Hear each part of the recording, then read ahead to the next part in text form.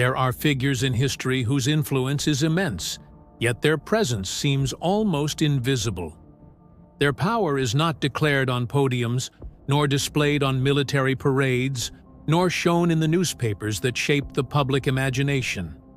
Their power exists in silence, cultivated in shadows, refined through patience, tested in secrecy. Markus Wolf, the longtime head of East Germany's Foreign Intelligence Service, was such a figure. He lived behind the veils of political secrecy and ideological conflict during the Cold War. Yet he was known in the West by a name that captured the enigma of his existence: the man with no face. For decades, Western intelligence agencies tried to identify him, track him, understand him, and still failed to produce even a photograph.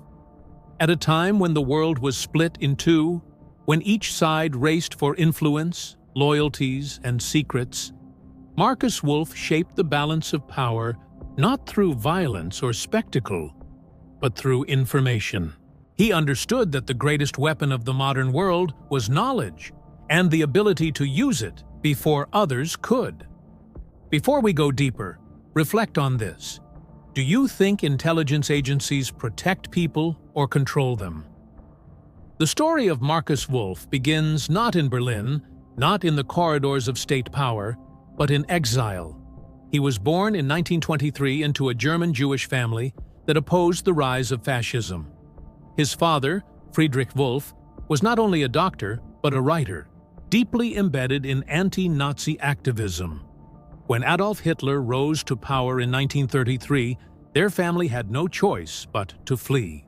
They escaped to the Soviet Union, seeking refuge among others who had resisted fascism. This move was not simply geographical, it was ideological. Markus did not grow up in the politics of compromise or neutrality.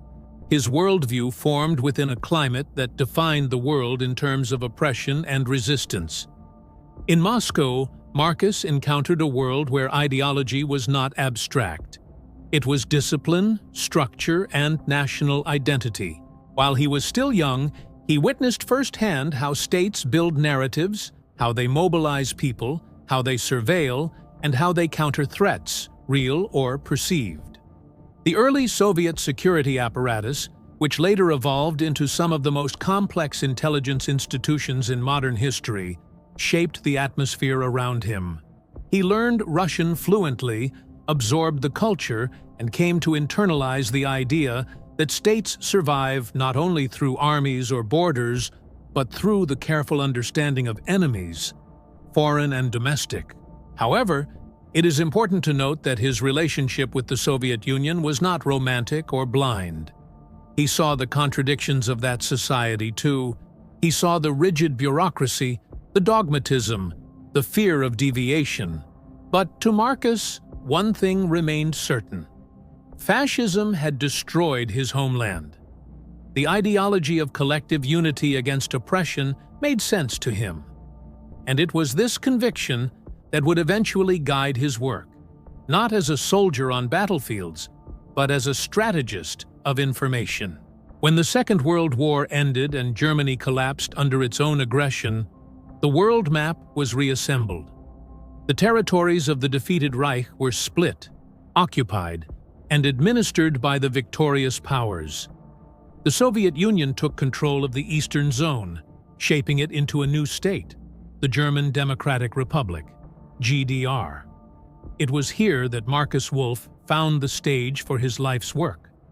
He returned to East Germany not as a displaced exile, but as someone with cultural memory, linguistic fluency, and political conviction that aligned him with the emerging power structure. As the Cold War began, East Germany sat on one of the most critical fault lines of global conflict. It was not simply a country.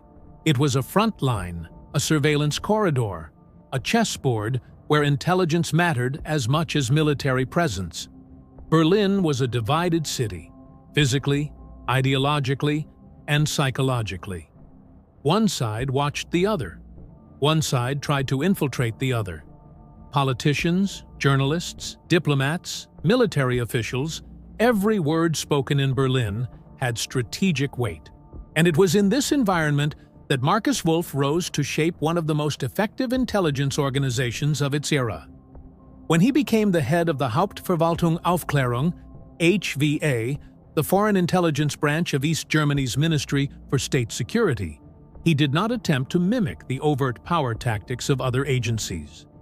He had seen intelligence executed with fear, brutality, and coercion. But Wolf believed that the true influence of intelligence did not come from intimidation. It came from trust, infiltration, emotional understanding, and psychological insight. His methods were calculated, deliberate, and deeply human. Where others tried to recruit spies using threats or bribes, Wolf focused on identities, relationships, vulnerabilities, ambitions, and emotional needs. He understood that to acquire secrets, one had to understand the people who protect those secrets. The HVA developed a reputation for being precise and subtle, in stark contrast to the more violent or forceful systems of covert action used elsewhere in the world. And perhaps the most striking aspect was that many of the HVA's most successful agents were not coerced operatives. They were individuals who had been drawn into a worldview where they believed they were part of shaping history. In those early years, West Germany was rebuilding itself. It sought legitimacy, alliances, and political integration with the Western Bloc. In this process, it created new administrative structures, foreign policy departments, military coordination offices, and NATO liaisons. These institutions were staffed with young professionals, educated, ambitious, and often emotionally struggling with the guilt and silence of the country's recent past. Many of them felt disconnected, searching for meaning in a new identity that was being imposed rather than formed organically.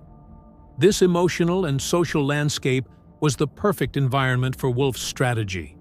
He did not simply send agents to steal documents. He sent individuals to form genuine relationships. Some of the most famous operations carried out under his guidance involved what would later be known as Romeo operations. HVA operatives formed romantic relationships with secretaries and assistants working in West German government institutions. These women were not targeted because they were weak, but because they were positioned close to power, close to the documents, discussions, and private communications that shaped the policies of a state. The brilliance of these operations was not in trickery, but in emotional intelligence. The operatives often formed real emotional bonds. Many of these relationships lasted years. Trust replaced espionage. The information flowed not because of manipulation alone, but because the emotional connection made the exchange of secrets feel like loyalty, not betrayal.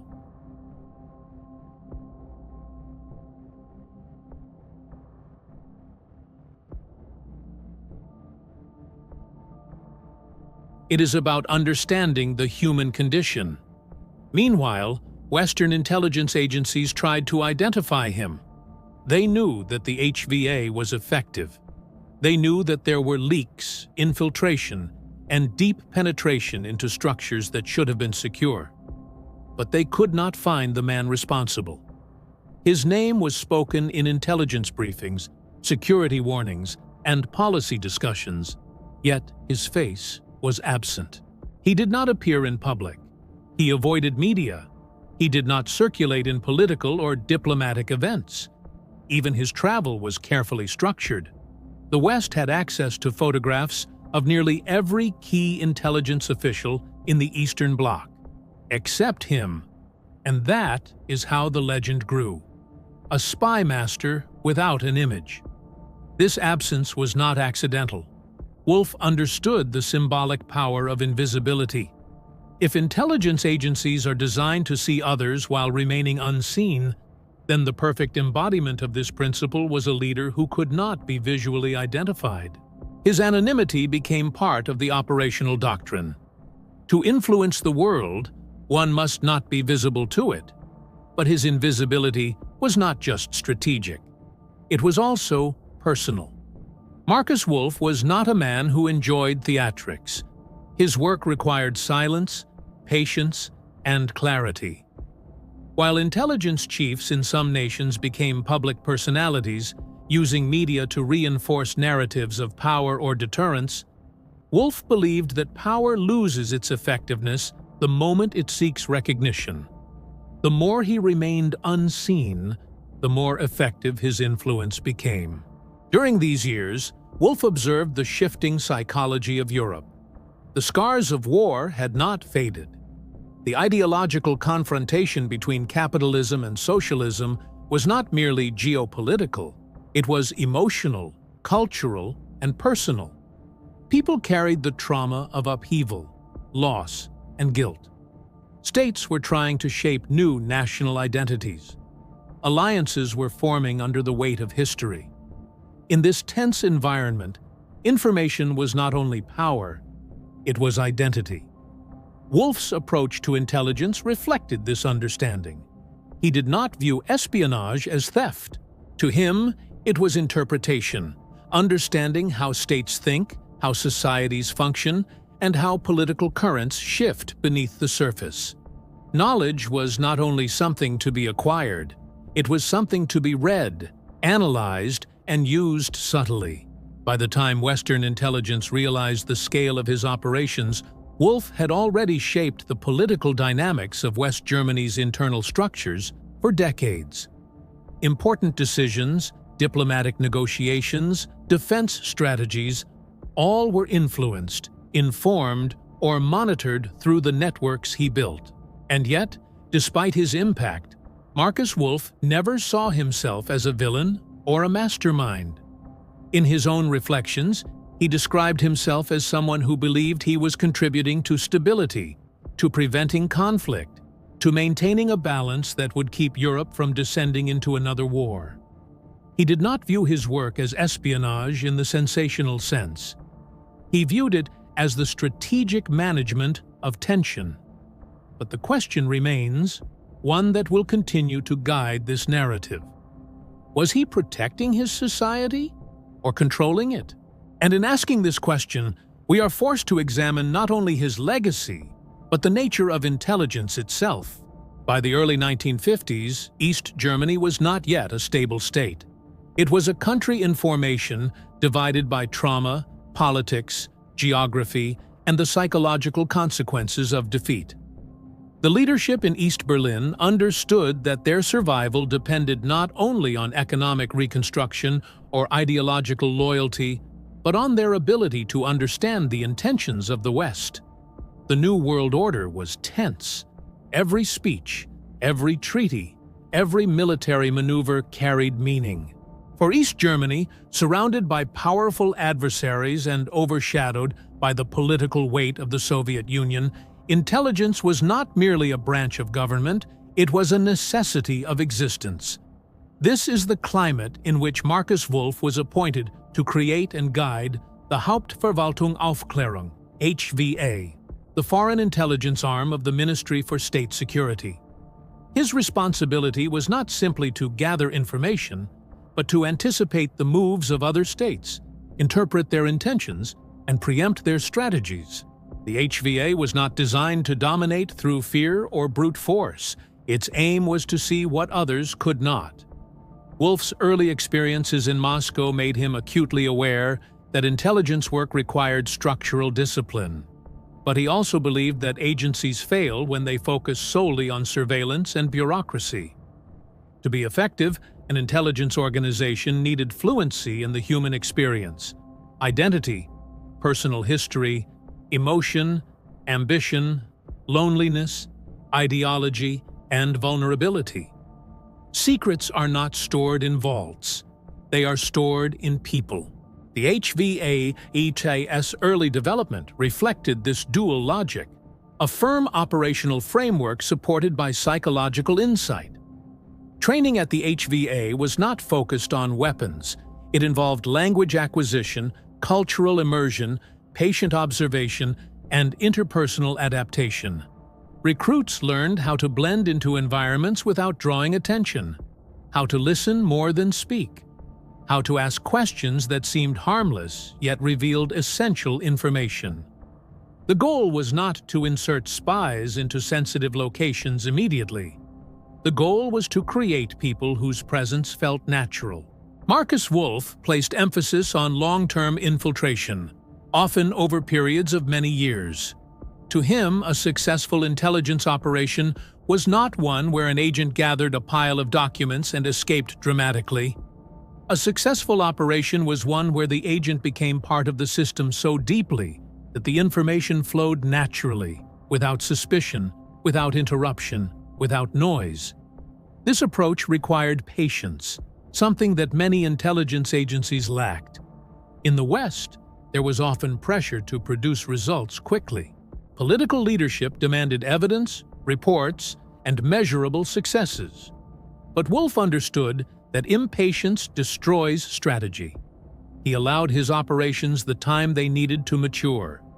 He did not rush. He observed human nature closely. He allowed trust to build slowly. One of the key principles he established early in the HVAS formation was that the most effective intelligence agents are those who are not acting against themselves. An agent who lives in constant inner conflict is unstable and likely to break, too. So, Wolf prioritized recruiting individuals whose personal values, experiences, or emotional lives aligned with the narrative and purpose of the mission. Not all agents were motivated by ideology. Some were driven by a desire for belonging. Others, by disappointment in their own government. Some by intellectual curiosity. Some by love. Wolf understood that there is no single formula. Human beings are layered, and espionage requires reading the layers, not forcing them into one shape. This understanding shaped one of the most distinctive features of HVA operations, the use of deep sociocultural immersion rather than coercion.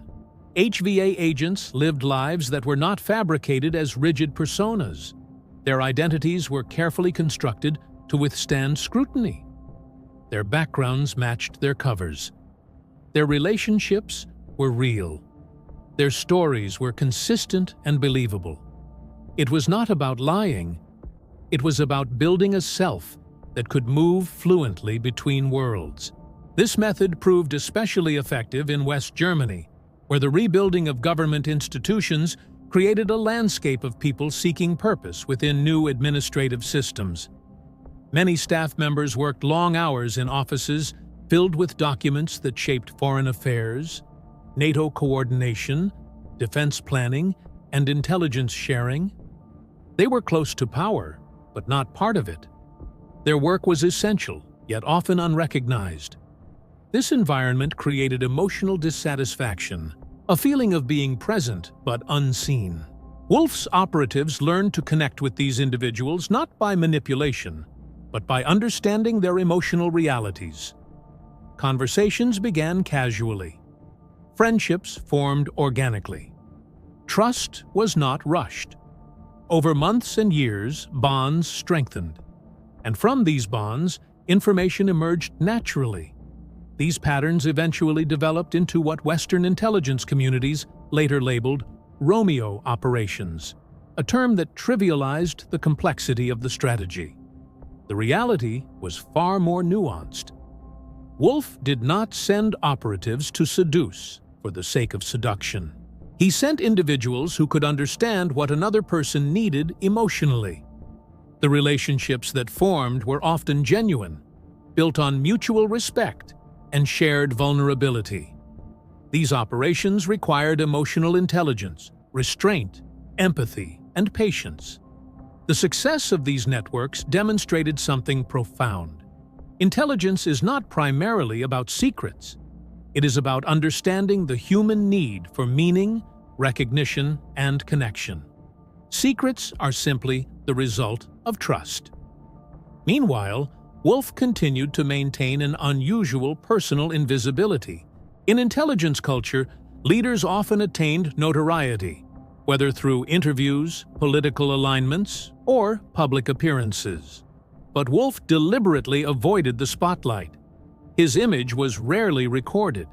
His movements were calculated. His existence was professional, not personal. Western agencies eventually developed psychological profiles of him based on fragments of information: his education, his family history, his early journalism work.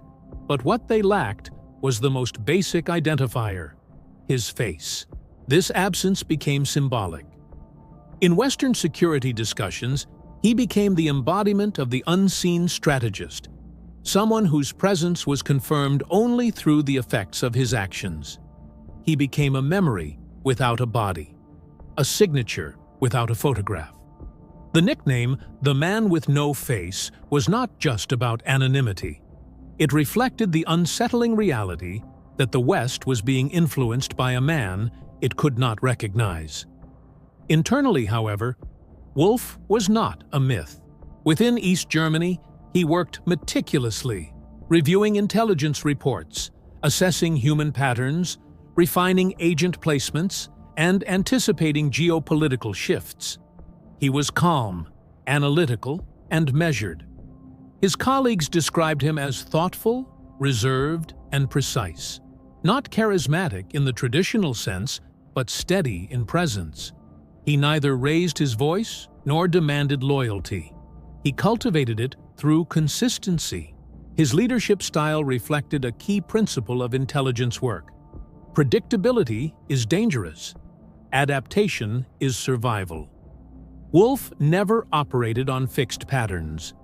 He adjusted strategies as political climates shifted. As West Germany integrated more deeply into NATO, he focused on defense communications. When European diplomacy evolved, he shifted attention to foreign affairs ministries. When new political elites emerged, he studied their backgrounds, relationships, and psychological tendencies. He did not chase information. He understood where information would eventually flow and placed people where it would arrive. One of the most impactful operations under Wolf's leadership involved infiltration into West Germany's own intelligence services. Over years, agents acquired roles within institutions responsible for counterintelligence, meaning the very organizations tasked with preventing infiltration were already compromised.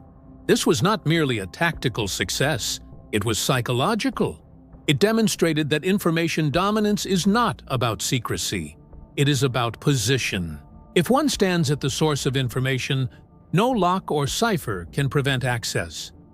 The West's inability to counter these operations was not due to incompetence, it was due to misperception. Many Western agencies assumed that East Germany lacked sophistication. They underestimated a smaller state, believing power only followed economic or military strength. This assumption created vulnerability, and Wolf understood this.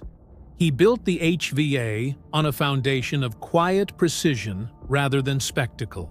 Yet, even as he constructed one of the most effective intelligence networks of the Cold War, Wolf remained aware of the moral complexity of his work.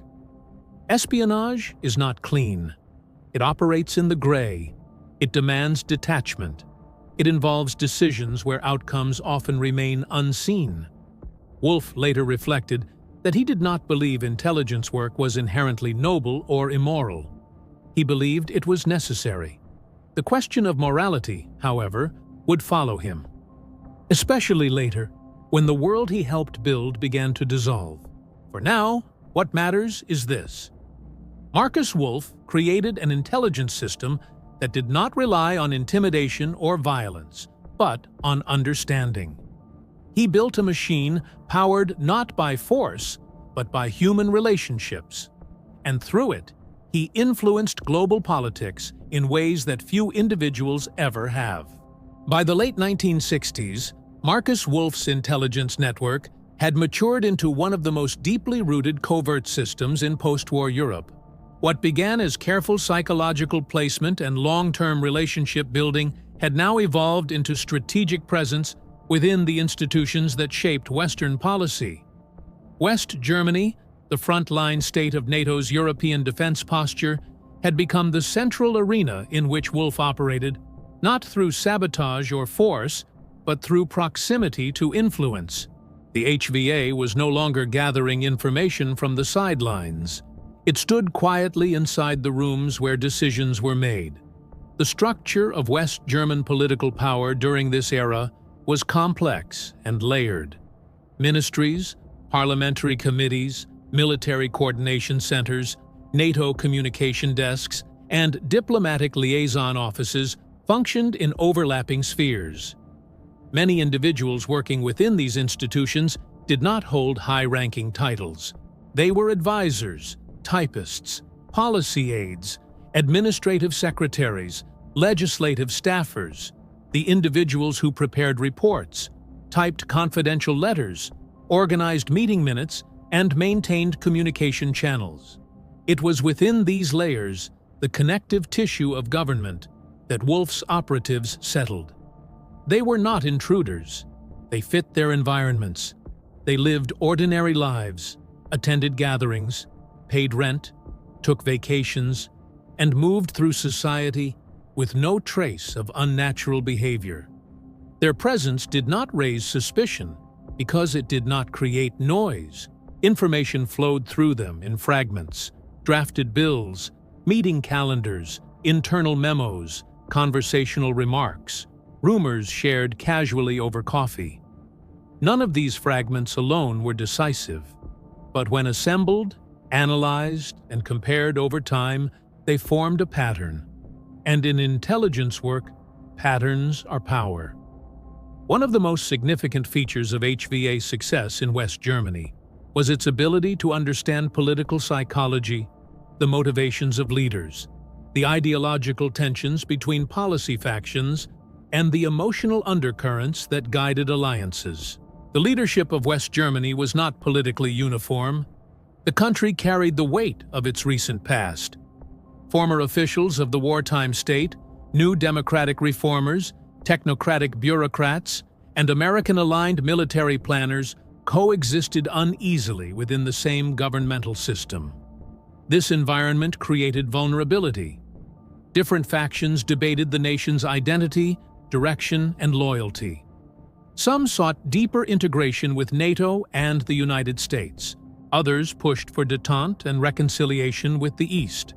Some carried guilt and shame over the crimes of the previous regime. Others avoided confronting the past entirely. These emotional and ideological divisions formed the foundation through which Wolf's network could interpret political momentum, where support was rising, where fractures were forming, and where influence could be woven quietly. One of the most strategically important periods for Wolf's operations came during the era of Ostpolitik, the policy of normalization, and dialogue between East and West Germany, led by Chancellor Willy Brandt in the late 1960s and early 1970s. Brandt sought to ease tensions, open lines of communication, and build diplomatic trust. His approach was rooted in reconciliation, an attempt to heal divides rather than strengthen them. For Wolf, this was an opportunity, but not an easy one. Brandt's government was not blindly pro-East. It was cautious, layered, and aware of the security implications of its outreach. At the same time, Brandt's administration employed a new generation of civil servants and political staff, individuals who believed in dialogue and exchange. These individuals were more approachable, more open to correspondence, and more willing to engage. The psychological landscape was favorable for trust-based infiltration.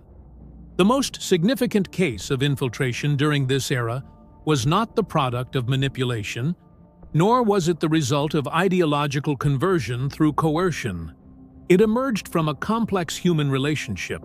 Gunter Guillaume, a political aide who worked closely within Brandt's circle, became one of the most influential agents of the HVA inside the heart of West German political life. Guillaume's path into Brandt's administration was gradual and unforced. He worked diligently, built a reputation for reliability, and demonstrated administrative competence. His commitment appeared unwavering. To those who interacted with him daily, he was loyal, modest, and unremarkable in the way that makes one trustworthy. Wolf did not direct Guillaume to influence policy. He did not ask him to shape decisions. Guillaume's value lay in access to atmosphere, the mood of the chancellor, the tone of internal discussions, the subtle shifts in conviction that could not be recorded in official transcripts. Intelligence is not simply the acquisition of documents. It is the reading of human environments. What leaders worry about privately is often more revealing than what they say publicly. The gradual revelation of Guillaume's role would later contribute to political crisis, but at the time, his presence gave the HVA one of the most precise readings of Western diplomatic movement. This was not the product of audacity. It was the result of years of patient, measured positioning. Meanwhile, Wolf ensured that political infiltration was supported by structural intelligence penetration. The HVA placed agents within West German defense ministries, NATO liaison offices, and military planning committees. These agents were not always ideological supporters of the East. Some were motivated by disillusionment with militarization. Others saw themselves as balancing Western dominance. Some believed their work contributed to stability by preventing escalation. The information gathered through these networks was not used to provoke aggression. It was used to maintain awareness of Western intentions, allowing East Germany, and by extension the Eastern Bloc, to respond strategically without acting impulsively. Wolf's intelligence network provided insight into defense procurement, troop rotations, communication infrastructure, and strategic planning. This allowed East Germany to avoid strategic surprises. To many observers, especially in retrospect, Wolf's success appears almost inevitable. But it was not the product of flawless execution. It required discipline, adaptation, and constant recalibration. Human relationships are fragile. Emotional bonds shift. Personal circumstances change. Loyalty bends under pressure. Wolf understood this and structured his operations accordingly. He did not rely on permanence. He relied on continuity of narrative. Agents were not told they were tools of the state. They were made to feel that they were participants in shaping history, in maintaining peace, in preventing conflict, in contributing to a balance that would hold the world back from catastrophe. This narrative gave meaning to their actions. People do not risk everything for ideology alone. They risk everything when they believe their actions matter. Yet, the deeper the HVA moved inside West Germany, the more precarious the balance became. Espionage does not operate in isolation. It responds to geopolitical shifts. And in the 1970s and 1980s, the global landscape was changing. The Cold War was entering new strategic phases. Economic pressure, technological competition, media influence, and public opinion became increasingly significant. Intelligence operations expanded beyond military and diplomatic arenas into cultural and informational spheres. During this period, Wolf oversaw operations that tracked not only defense and political planning, but shifts in public sentiment. The HVA studied social movements, academic discourse, journalistic networks, and intellectual circles. Wolf understood that the Cold War was not only a conflict of weapons or territory. It was a conflict of ideas, of how societies understand themselves and the world. In West Germany, debates over authoritarian past, freedom, identity, and responsibility shaped public life. Political parties fractured and reformed. New ideological streams emerged. Grassroots movements gained momentum. To understand these shifts was to understand the direction of the state itself. Wolf's intelligence apparatus tracked these developments closely. But even as Wolf's network expanded its interpretative reach, vulnerabilities began to form. The system he built depended on political stability within East Germany and cohesion within the Warsaw Pact. By the early 1980s, both were under strain. The East German state faced economic stagnation, internal dissatisfaction, and growing cultural discontent. The ideological unity that underpinned loyalty began to fracture. Wolf recognized these signs earlier than many within his government. He understood that intelligence networks must adapt to political and social change. But adaptation requires acknowledgement. And acknowledgement was something the political leadership in East Berlin resisted. Wolf's work increasingly involved not only understanding the West, but understanding the fragile future of his own country. The HVA continued its operations with discipline, precision, and patience, but the world around it was shifting. By the time the first cracks in the Eastern Bloc began to appear, Markus Wolf had already seen the signs, and he knew that no intelligence system, no matter how effective, could prevent the collapse of a political foundation that no longer held firm. When the Berlin Wall began to crack in 1989, it was not simply a physical barrier collapsing. It was the dissolution of a worldview, an entire political identity weakening under the weight of its own contradictions. For Markus Wolf, who had spent decades building a carefully balanced intelligence apparatus designed to interpret and anticipate global movement, the collapse came with a clarity that was both sharp and unmerciful. He had seen the signs long before many others recognized them, but knowing something is collapsing and being able to stop it are two entirely different things. Intelligence can reveal truth. It cannot prevent those in power from refusing to confront it. As East Germany unraveled, Wolf understood that his era was ending. The system that shaped his loyalty, one built on the idea of security through vigilance, balance through awareness, and stability through insight, no longer held the confidence of the people it claimed to protect. Internal dissent rose sharply. Economic pressure intensified. The social fabric shifted. The ideological narrative that once bound citizens to the state loosened. By the time mass demonstrations and diplomatic realignments made reunification inevitable, the HVA, the organization once regarded as one of the most quietly effective intelligence services in the world, no longer had a country to serve. Wolf resigned before the collapse was complete. He left quietly, without spectacle, as he always preferred. He did not flee in panic or stand on a collapsing platform.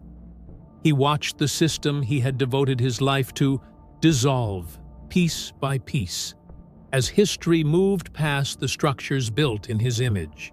When the files of the HVA were opened in the early 1990s and its operations were exposed to public view, the public reaction was one of shock.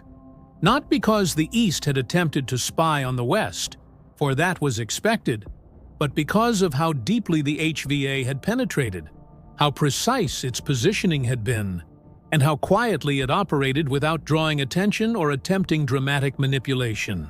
The world finally saw the architecture Wolf had constructed, but by then, the architect no longer controlled its meaning. Narratives formed rapidly. Some framed him as a master strategist, one who could read political landscapes with clarity unmatched in his era. Others saw him as a calculated manipulator, a man who served a government that restricted freedoms and silenced dissent. Both interpretations contained truth, and Wolf understood that truth, when divided between two political narratives, rarely remains whole. In the years after reunification, Wolf lived not in hiding but in self-reflection. He wrote, spoke, answered questions, clarified misconceptions, and challenged the attempts of others to turn him into either a villain or a legend. He rejected both extremes. He insisted that he had not acted out of personal ambition, nor out of blind obedience. He believed he had worked to maintain balance in a dangerous world, one in which misreading intentions could lead to catastrophe. What made Wolf distinct in the history of intelligence is that his strategy did not rely on force, coercion, or spectacle. He relied on patience, understanding, psychology, and observation.